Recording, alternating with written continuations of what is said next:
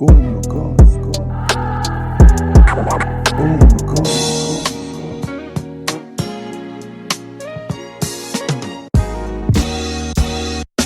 Kuna fam, what's good? We're back day after match day after another nice win, 1-0 to Brighton away. We have our residents here, Thlogi, Nqobile, and Sandile, joining us in full house nowadays since we're winning and stuff. So it's good, it's good. So guys, how's it going? How are you feeling? What did you make of the match? Maybe we'll start with Nqobile. It's been a while. Welcome back. Yeah, man, good to be back. Look, I think the game lived up to what I expected it to be. I expected it to be a grind. We've always, well, in the recent past, we've struggled against Brighton, both home and away. I think it's the first time we've won since 2017. So obviously going into the match, I was expecting quite a tough fixture. I was quite surprised that Graham Potter decided to bench all his firepower. So I think we kind of got a free pass on that end. But I think in the end, the boys, it was, I think for me, more the result that was important. It didn't really matter how we played. And obviously we all watched the game. We saw that the first half we were quite poor. Second half was a lot more improved. And I think at the end of the day, I mean, the result mattered more than the performance in yesterday's game. But yeah, I'm happy with the result. Yeah, definitely there. And Cloaky, how you felt about the game? Look, I'm happy that we won. Bitterly disappointed with the first half. And I don't know. I like the professionalism that, or the professional in Lacazette, rather. I mean, he had a brilliant performance against Chelsea over the weekend. He was benched yesterday. I don't know why, you know what I mean? But when he came on, it was instant impact. I really, really loved seeing that. Yeah, I really loved seeing that. And I think overall, I like the performance of Emil Smith Rowe. But I think for me, it doesn't take away the hangman's noose around Arteta's neck. You know what I mean? Because this is the mess that he created. So we can be as happy as we want to, but it's still the elephant in the room that we need to talk about at one point. So yeah, but I mean, I'm happy with the performance. Back-to-back wins since the opening 2 weekends of the Premier League. Kind of gives you an idea of the bad situation that we're sitting in. But I mean, overall, everyone has to be happy with the win. Yeah, definitely. And yeah, I share the sentiments. The biggest surprise for me was the fact that there were so little changes, rather, that I expected Arteta to rotate a little bit more, especially with Martinelli only recently coming back. He's played one game for the under-23s and then 3 games in 1 week or something. So I expected him maybe to not play from the start. And I thought maybe Ceballos would come into the midfield as well. But yeah, I guess trying to get some consistency, and then we'll see. And to Nqobile's point, Graham Potter made a lot of changes. I think it was just the goalkeeper and maybe one defender or something that had started the previous game. So yeah, we did play perhaps a fresher side, but not their strongest side per se. So yeah, good victory. First half disappointing. But yeah, I think Smith Rowe, well, actually, I think Jack Grealish can now remove his mask. We know it's him. He's wearing the Smith Rowe mask right now, man, and he's playing for us. We can tell by the socks. They're all down the way by the ankles. So we know it's I think Emil Smith Rowe's been doing well, man. He's been doing well. And long may it continue, because we need that type of player in the Arsenal side. And if Ozil's not going to be playing and Ceballos is not pulling the strings from the midfield, then at least we've got somebody for now who can actually just come in and kind of just, be that creative force, get into those spaces and try something, So yeah, happy with the result.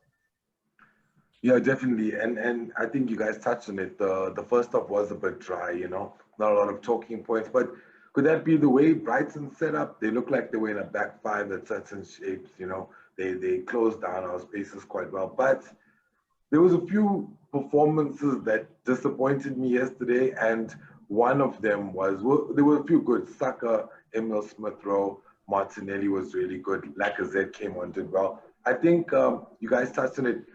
Playing these guys too much, you could see that in the 75th, 80th minute, they were almost done.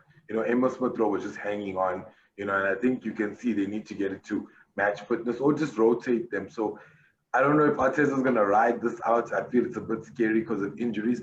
But the one player I want to comment on is Aubameyang, man. Like, yo, he was just so poor yesterday. And I hate to say that, but like, to be fair, we could have been 3 or 4 up in that game, considering the chances that he had. And some of the players, there was a play down the wing. He tried to beat the dude and he just couldn't do it. And I'm like, what's good? Maybe just touch on his performances and maybe anybody else's that stood out for you guys. Maybe we can start with Close. I think, yeah, let me just say, look, with Oba, it's painful to watch. I think that's the first thing I'm going to say. It's very painful to watch. And I remember yesterday on the group, I did send a message that Oba is looking like a shadow of his former self. You know what I mean? That incident where he didn't have that explosive pace, that what I would call an easy tapping that he missed. I think it was across from Tierney. And just, you know, he's unable to pass the ball. In fact, he's putting in more work defensively than he does offensively. So it's a bit painful. It's painful to watch. Like I did say earlier on that it was a bit disappointing that Arteta chose to start the game with Lacazette and with him as opposed to Lacazette. But at the end of the day, the only way he can get his confidence back, and the only way he can go back to being the Aubameyang that we know him to be is if he gets game time. You know what I mean? He won't go back to what he used to be by sitting on the bench. El Neni was very wasteful yesterday. Nearly cost us a couple of goals. I mean, there are very nervy moments there from El Neni. At one point, I really wanted him out. I wanted Ceballos in because I couldn't see what on earth he was doing. He lost the ball a little bit too much, particularly in front of our 18 area. Who else? I think those were the 2 players that I can really. Oh, I was disappointed a bit with Bellerin. I still think AMN, Ainsley Maitland-Niles, deserves a bit of a run. You know what I mean? I don't see anything different that Bellerin did yesterday. Look, I could be wrong, but for my opinion is, if we were playing a stronger side again, we probably would have been punished on that flank because for more than half the time he would just, not be able to provide the cover that's needed. Pablo Mari at the back, however, was brilliant, guys. I mean, I just love the composure, the maturity, how he's able to command the defensive line. Maybe Nqobile can pick up. All right. Yeah, so I mean, I think quite a few of you guys have picked up some of the disappointments. For me, I think that El Neni Xhaka combination showed its worst in the first half. Just the way they were moving the ball slowly, not calling for the ball, not coming actually in, not taking chances, or not collecting the ball in dangerous pockets, not advancing the ball forward. Whenever they gave a pass, they were never looking to free themselves up again to receive the ball or give the person that's given the pass an option. And you'd find that Xhaka, if he got the ball, take an extra 2 touches, 3 touches instead of releasing the ball quicker.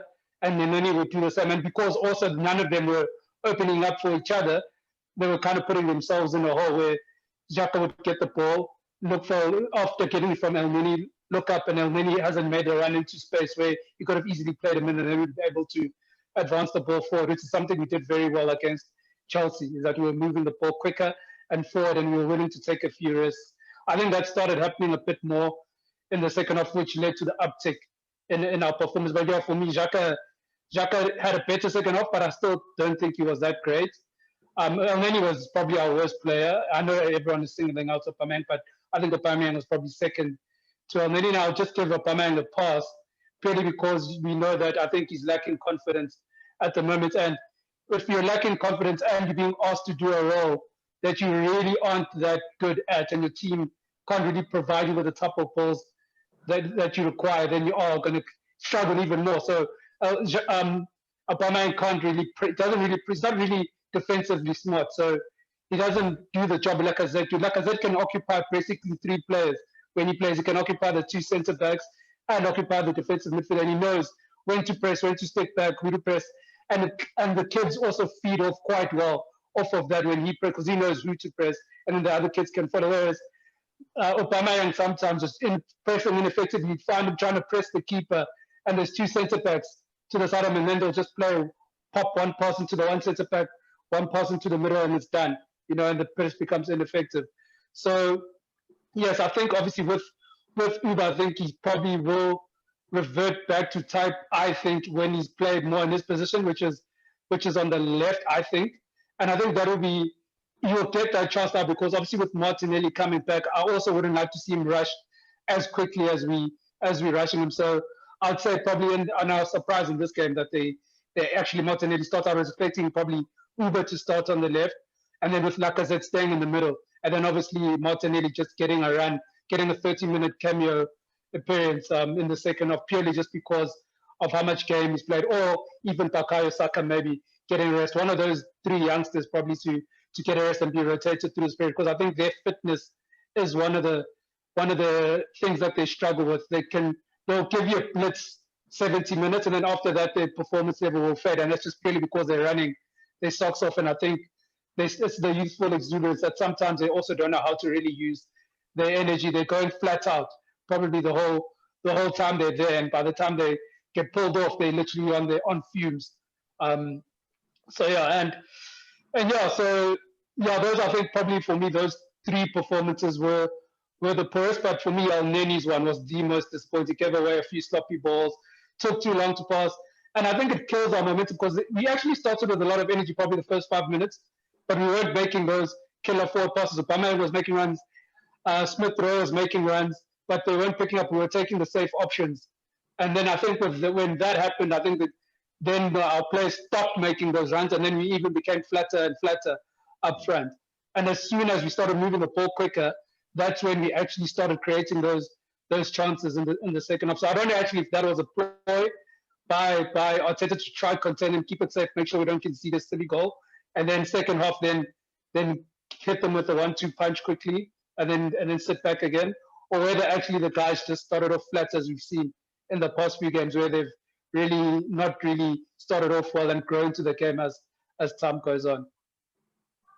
Yeah, no, yeah, those El Neni did have quite a few shocking passes, touches here and there. And you are right. I think the midfield was slowed down by those two players, and you could see the Martinelli and them dropping back, just trying to fetch the ball from more inside the halfway line and then trying to make the move from there. Whereas as the last game, but it looked like they moved the ball a bit faster in the second half, which was better. I think. Yeah, second half they moved it a lot. Yeah, they moved it a lot faster. And also, the one thing I need to credit them for is just how smart they were when we were trying to close the game off, where Xhaka was getting a lot of fouls. He was playing quite smartly, knowing how to draw fouls. Yeah, I know obviously with these English refs, sometimes it is a bit of a risk. They sometimes don't give you those soft fouls, but I did like that professional element from them in towards the end, where they knew how to milk certain situations and get certain fouls in dangerous areas. Oh, sorry, in our own box or in areas where Brighton looked dangerous. And I think that kind of sapped the energy away from them there towards the end. So I did like that professional element, but yeah, they just need to work on trying to keep that intensity up, and that speed and that forward thinking up the whole game. Yeah, all right, no, sure. Sandile is back, so yeah, Sandile, you can pick up where you left off. Yeah, so I think the guys have touched on El Neni. So when I got back, we pretty much just talked about El Neni and his performance. So there's not much that I could actually add on to that. Aubameyang, look, it's the confidence, man. I think his confidence is just gone. He doesn't look the same player. There was a time where he received the ball. He had a heavy first touch. The ball went away from him. He got there and he tried to make a pass. The pass was a bit short, even though it did reach the player, but it slowed down our momentum. And we didn't actually run to the either after that to try and get into the box for, I think it was Tierney was going to be crossing, and it was only Martinelli was in the box or something like that. So there's something that's wrong, that's not going right with him. And yeah, look, he needs, and it was unfortunate as well not to actually score that goal. The keeper made a fluke save. I guess he was in the right position. Lucky for him, and Aubameyang wasn't able to just put it in the back of the net. So yeah, that goal maybe would have changed him, but we keep on saying that. I think he scored the last time he scored. We're like, yes, that's the turning point for him, but it hasn't really been quite that so far. As the team as a whole, I do feel that, especially in the second half, we were better, but towards the end, I felt we were sitting back a whole lot more. I think there's still that fear that mistake and we will either concede or we'll get a red card. It's still in the back of their minds. that they know how things have been going for the past couple of weeks. And there's just that I want to just be safe. I want to play it safe. I don't want to be making the mistakes. I don't want to put a foot in. I might make a foul, get a second yellow. I might concede a penalty. So those things I think are still weighing heavy on the guys' heads, even after the obviously the 2 victories now. So hopefully, again, with this period, with the January games, the guys are able to kind of just get over that a little bit, you know, and play with a little bit more freedom, you know, going forward. The kids, again, the kids did really well. And yeah, there were a couple of times that I think Aubameyang did make some runs that weren't really picked up, or, you know, the ball, we were not moving it quick enough in the first half anyway. So yeah, it's promising, but there's still a lot of work to be done. There's a lot of, especially in that midfield area for me, it's still a huge concern. You know, and I want to comment on something that Nqobile pointed out about playing Aubameyang in the role, like the role that he played at the beginning of the game yesterday. I've always said that Oba is better when he's coming from the left.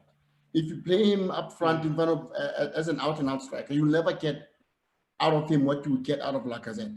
And the fact that now he's lacking in confidence, I think putting him in that position also put him in a bit of a difficult position. You know what I mean? When a player is lacking confidence, ideally, as a coach, I think you'd want to play him in his natural position so that he can get his confidence back. And I would like to also say the same about Pepe as well. I mean, in the Chelsea game, there was no reason why he introduced Pepe, but then put him on the left where he's always underperformed, as opposed to putting him on the right and seeing what he can do when he's playing from that position. So these are some of the things that I think Arteta still needs to clean up a little bit. And coming to the transfer window, which is coming up now. Look, I know we're talking about areas where we need manpower. We're arguing that we need someone who will be permanent in that number 10 role. But the one thing we're forgetting is that should Leno get injured, we will be in a heap of trouble. I think what I would do is, much as, look, we have people that can provide the cover and rotate, try and rotate the number 10 position, or we can implement or employ different strategies or outlook to your game or tactics, whatever it may be, to cover for the shortage in your staff complement. But when it comes to that goalkeeping department, if Leno is injured, is our reserve goalkeeper good enough to see us till the end of the season? I mean, I'm talking about if worse comes to us, you know what I mean? Yeah, definitely. I think that is a point worth taking up. And also touching on Leno. Leno actually had a pretty good game. I think he's been holding the ball a lot better as opposed to parrying it out, you know. I think he's gotten a lot more confidence in the way he passes out from the back as well. So, you know, he looks a lot better. But as you said, if he gets injured, what happens there? And then, like, to touch on the point, do you have any standout performances from yesterday's game? And then, look, the games are coming quite quick and fast. So next up, I think it's on Saturday. I think we have West Brom. Is it West Brom? Yeah, West Brom away. Is it West Brom? Yeah, that's right. That's if Alot doesn't claim he's got corona or something, or that he wants to. I was like, you played Bielsa yesterday. That dude's like not double your age, but at least 1.5. You know what I mean? He's still like out there doing his thing, you know. But yeah, shame. COVID's hitting UK quite bad as well. So yeah, you know, we have to look. We have Gabriel out. Hopefully he gets back. But it looks like it's going to be something that's going to create a lot of forceful changes. So maybe on a good day, God forbid, you might have a United without Bruno Fernandes because, you know, he tested positive and stuff. So, you know, it could play into certain hands for certain teams. Let's not talk about those cats. Let's focus on us. Yeah, but so, you know, just the rotation that you're talking about all the guys that contracted COVID. I mean, we hope them a speedy recovery, obviously. And there's the 2-week isolation period. The big question is, as soon as Gabriel is fit, is he going to replace Pablo Mari, or are we going to play with Mari and Gabriel running the defense, and we're gonna ask Holding to sit down for a little bit? You know what I mean? What I would do, I don't know how you guys look at it. I would definitely love to see Mari and Gabriel play at the same time. Yeah, but and they're both Brazilian, I think, as well. So I think only time will tell. And the other big question is, Kuma's friend, William, as he calls him, as soon as he's fit, is he just going to come back into the fray, and Saka is going to move to the left, and the kid is going to be benched? What's going to happen? So I think those guys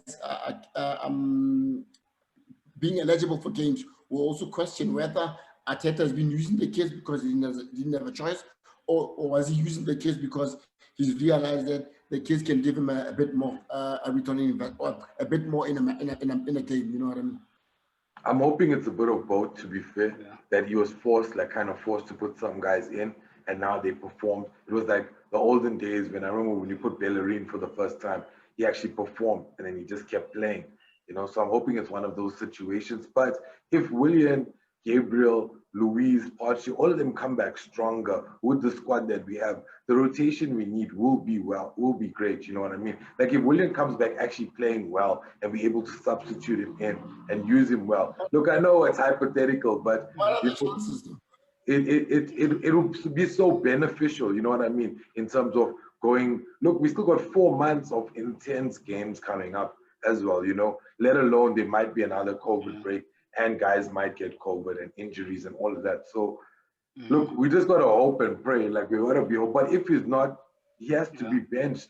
But is he like Aubameyang that's a confidence player that needs to play, you know? So it becomes a very tough decision. And I think Arteta, now maybe you can see he's trying some stuff, but I hope that he uses this example to fuel him for the future games, because he can't revert back to default now once the guys that he wants are available. You know what I mean? Doesn't make sense. Yeah. So I think the one major selection headache is probably going to be who he's going to play at centre back. I think the one about Willian, he's definitely going to put Willian back into that side and probably take out Emil Smith-Rowe, knowing Arteta, and probably play him in that 10 role and keep Saka on the right. And probably look to use ESR a bit more sparingly. I just give him, a few minutes off the bench here and there. But the one where I think he's really got a big choice to make is in that centre back pairing role. Personally, I agree with you, Thlogi. I'd probably like to see Gabriel and Murray, but the problem with that is that those guys are both left-footed and left-sided, and we've seen managers in the past, and I don't know why, because they never usually have a problem playing two right-footed centre backs at the back line. But for some reason, it's like taboo to play two left-footed centre backs in your back line. So I think that's where he's then now got a big call to make. That does he stick with these two that have played well over the past two games when Gabriel comes back, or does he take Murray out and bring back Gabriel? Because I think he'll probably stick with Holding. And I think the one thing that that Murray and Holding, I think, have done well is that they've communicated well amongst themselves. I think they're both very similar in terms of how they play, so they kind of understand each other's weaknesses, and therefore they're able to complement each other quite well, because you've kind of got to know, okay, this guy can do this, he can't do that quite well, so therefore then they play to each other's strengths. And obviously I think that they are able to communicate a bit better, because I think Murray can speak English. I think he's a Man City graduate. So I'd expect him to be able to speak some level of English. It's going to be much better than Gabriel, because I think one of the issues Gabriel does have with our banks that I think he struggles to communicate with us. There's certain things which you look at and you're like, this was probably just down to a breakdown in communication, where one will push up while the other drops back and end up playing the player on side or something like that. So, and we've seen a lot less of that in the past two games. We've kind of looked a lot better coordinated as a back four, in terms of when people press, when they cover for each other and that. So I think, and I hope it doesn't happen, but I think probably Arteta's probably going to stick with the current back four we've got, which will be a bit harsh on Gabriel, because I think he's probably been our player of the season to this point, and yeah, but the Willian one, I think is going to be a no-brainer. As much as we all hate it, I think it's going to be a no-brainer. Arteta's probably going to chuck him straight into that number 10 position, keep Saka, and then maybe look to rotate then Emil Smith-Rowe for like the FA Cup games, and maybe some of these other smaller games. You just gotta hope that he's gonna perform. To be fair, that's all we gotta. That's the thing. So He just needs to perform, at least get some assists there, start getting Lacazette and Aubameyang into Yeah, the the thing is that William has the quality, right? But the thing is that does he have the application? Is he applying himself? And that's my problem, is that I don't see him applying himself as much as I Emil just Smith see him Rowe has run been a applying lot. himself over the past 2 years. So who? William? Willian, he just runs. He runs. Like he just No, runs a but lot. even when he runs, he doesn't run. He doesn't run effectively. That's the Yeah, no, thing. no, I You don't never see said it him was running good, past players. right? Yeah, exactly. you know, you know what I'm saying. So he's been. So that's my problem, is that when he comes into the position, is he going to have the same energy levels that Emil Smith? Because Smith Rowe doesn't really have the technical. That technically, I think Willian is better than Emil Smith Rowe in terms of, like, his technical abilities. But what Emil Smith Rowe brings is that he's got energy and desire. So, like, And he he's able loves to the press, club. he harries people, which something Willian doesn't do. He makes runs into dangerous areas. Willian won't do that. But with ball at feet, you expect Willian to make better decisions. You expect him to shoot when he's meant to shoot, pass when he's meant to pass, dribble when he's meant to dribble. As with Emil Smith Rowe, because he's still learning his trade, you still will see a few more mistakes from him. But obviously, right now, Emil Smith Rowe, just because of the energy levels and his application, how he applies himself, his work rate and industry makes up for some of his deficiencies due to the fact that he's still young and inexperienced and still going to make a few mistakes Yeah. in that front. So for me personally, I'll keep Emil Smith Rowe just purely because right now it's not really the technical ability of the player that will get us through this period. It's more how you apply yourself and how you are able to influence those around you. And I think with me right now, Emil Smith Rowe with his runs, with his industry, is able to influence a lot more around this area than what Willian would give us at the moment. But Yeah. I don't see Arteta seeing it that way. Yeah. So Yeah, For no, of me, course. Arteta's insistence on William will probably cost him his job. That's the first thing I'll say. Look, I don't know, he almost plays like someone that was not given proper instructions from the dressing room. You understand what I mean? yeah. He's all over the Or place. that he doesn't care or something, yeah. Yeah, he's trying to take every corner. He's trying to take every free kick. He's trying to do everything all at once. You know what I mean? He's not almost like trying to stick to the script. So for me, I'm disappointed with that. I don't know I can't remember the last time I saw Willian take a man on and actually win that one-on-one. I can't remember the last time I saw Willian have a proper defense splitting pass into the box. I can't remember the last time I saw Willian make a run and make a proper It was cross into the Fulham. box. We remember it was Fulham. That was the last time. That was the And then he went on holiday after that. That was the first and the last time. You know what I mean? And so I would not like to see William play. If you're gonna play William, probably like you said, in the number 10 role, start with the Emil Smith Rowe. If we are goal or two up, you can put William in when we're trying to close down the game. You know what I mean? I think so. In that way, there's a little bit less pressure on him, and maybe we can see him perform. We can see him, gain a bit of confidence back before we throw him into the thick of things. I like your comment and observation about Pablo Mari, the fact that he's able to communicate with Holding, as opposed to when we have the Holding and Gabriel set up at the back. And also, I think the other element that Pablo Mari brings to the back line is the fact that he has more experience than actually both players. So that way, it's easier for him to almost like marshal the defense, right, in that back four setup. And Very also leadership type of quality. communication. The nice thing about it is he can communicate with Gabriel in Portuguese as much as he can communicate with Holding in English. So that way, it makes him a key player in that back four setup. And he could, to be fair, we talked about a back four. He could slot in easily to a back three as well. He could be the central guy, have Holding on the right and Gabriel on the left, or switch him and Gabriel up, depending on how Arteta sees it. I think we always knew he had it, but he never had the run to show us that his quality. In the air, he was very good yesterday. I think even in the Chelsea game, he was really good. So he's giving us the performances. It's just going to be a bit difficult now for Arteta going forward.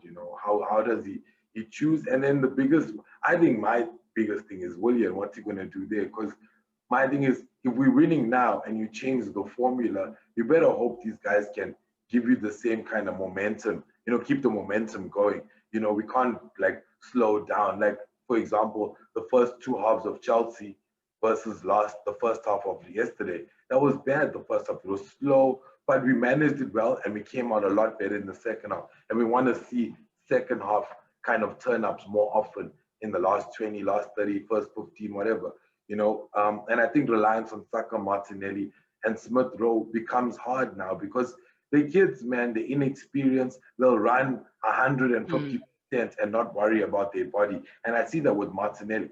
Martinelli, that challenge for City, he didn't have to go so hard and he could have like not gotten to the ball and been okay, but because he's so dedicated, you can't blame him for going and trying to get there, but with him on that type of injury, so it's hard to manage a kid, whereas like a 28-year-old knows like, look, I can't go in that hard, you know what I mean? I need a back off a bit.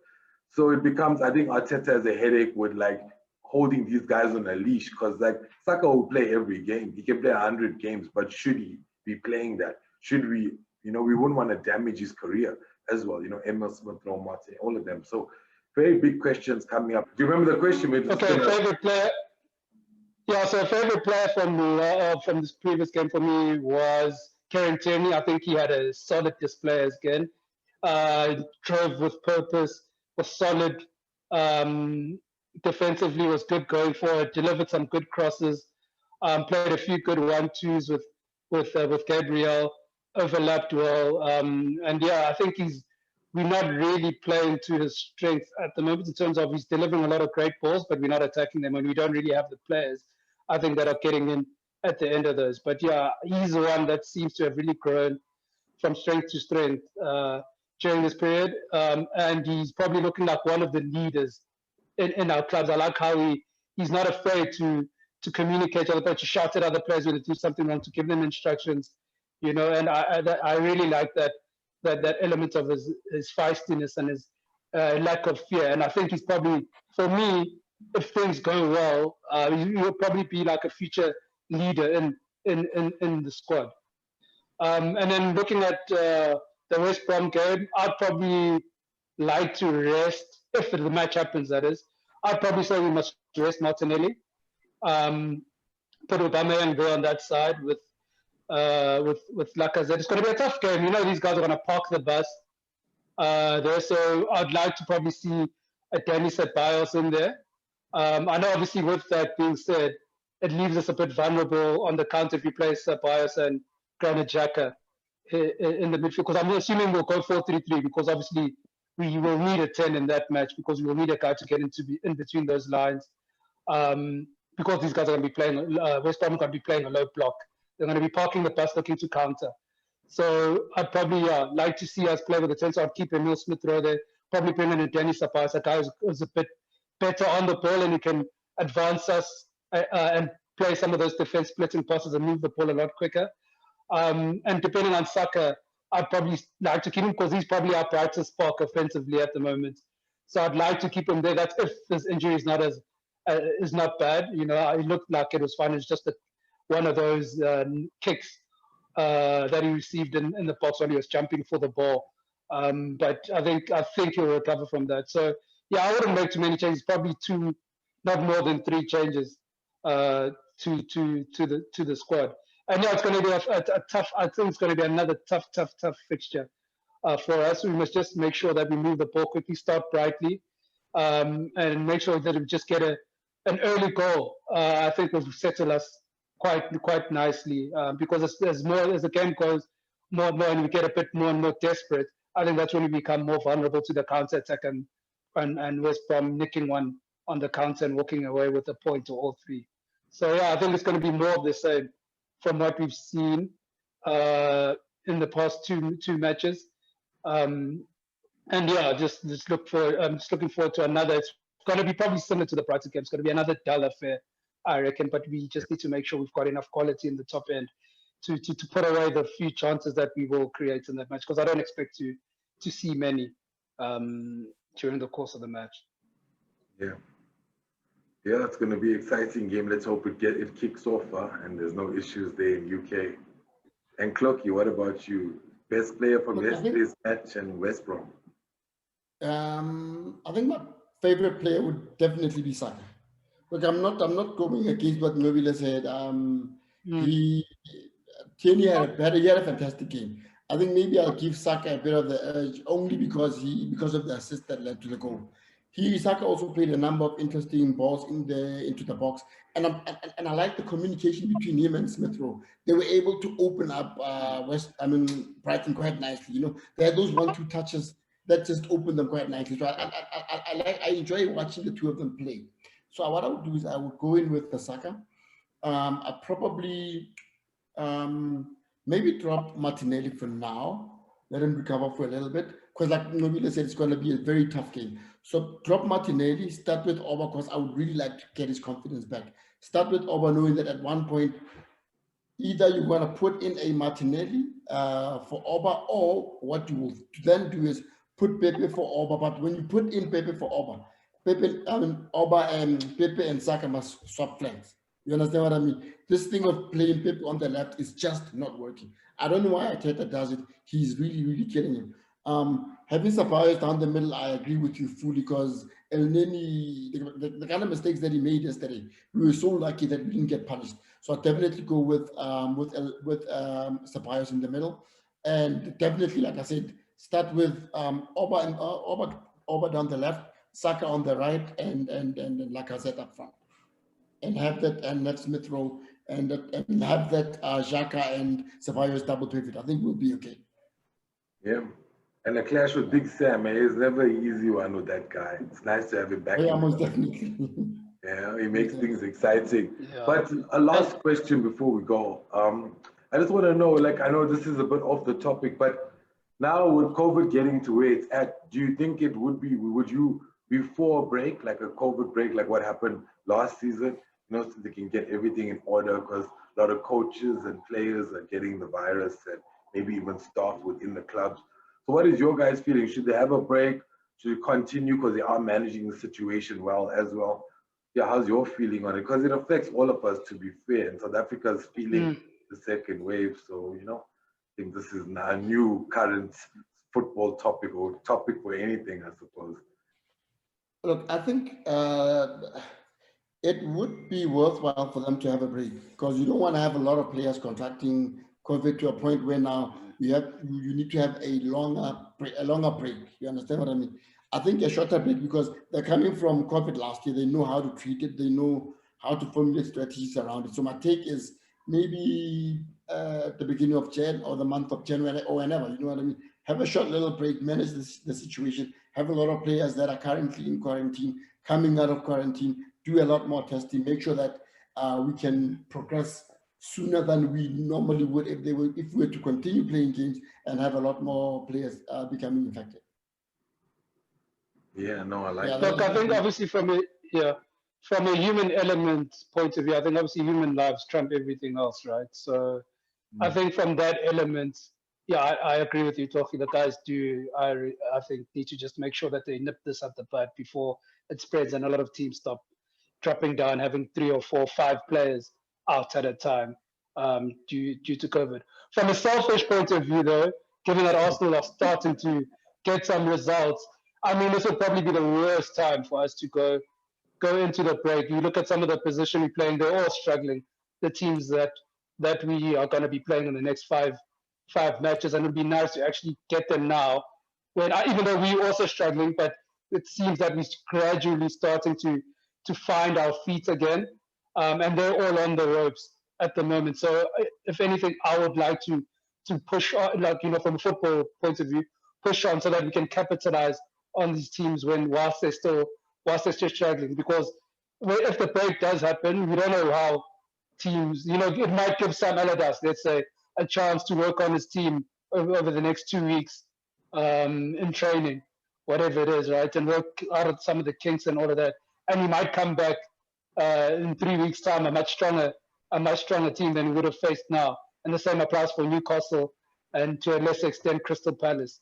So I would like to play all of those teams now whilst we still on the up. Some of them are struggling with injuries. Whereas if you look at us, we probably pretty much have almost got a a clean bill of health at the moment. Almost all our players, besides the ones that have COVID, are on their way back or are back at the moment. So for us, it's probably going to be the best time for us to play a lot of these sides.